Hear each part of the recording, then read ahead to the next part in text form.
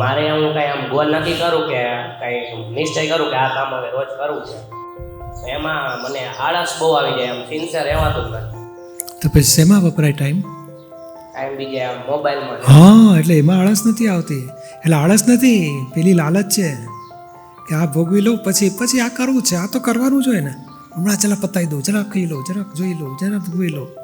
ભોગવામાં પછી અંત આવે છે કે નથી આવતો એનો અંત? એટલે એને ભોગવામાં એકે દાડો સુખ આવ્યું? થોડું તો તપાસ કરો કે ભાઈ 20 લાડવા ખાધા પછી પેટ ભરાતું નથી, તો પછી શું કામનું મારો અર્થ શું છે? આપણે ગાંડાની જેમ ભોગ્યા જ કરવું, જોયા જ કરવું, મગજ ખલાસ થઈ જશે આપણું. નોર્માલિટી રાખો કે ભાઈ આમાં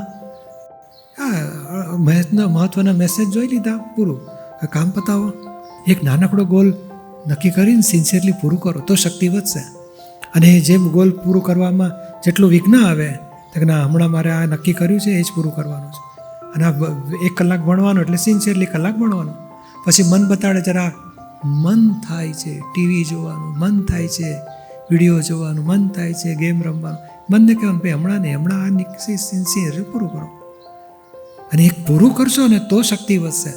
ત્યારે મતલબ કકડાટ થાય, અંદર તપ થાય. તો દાદા કે મનને કરગરવા દો કે એ આજનો દાડો મને જોઈ લેવા દો ને. કે ના, તે જોયા પછી કંઈ સુખ થયું નથી, સુખ થતું નથી. Waste of time, waste of energy, અને વેસ્ટ ઓફ નહીં, આ મગજનું કૂચો કરી નાખીએ છીએ. ચિત્ત શક્તિ એટલી ખલાસ કરી નાખીએ છીએ. પછી શું કહ્યું? હું ભૂલી ગયો કે છે. એટલે પણ ભૂલી જ જાય ને, કારણ ચિત્તમાં શક્તિ જ ખલાસ થઈ ગઈ છે. એટલે આપણે આ પાછી ગેઇન કરવી હોય તો તપ કરવાની શરૂઆત કરો. ગમતાનો શોખ છોડવો પડશે, તપ કરવું પડશે.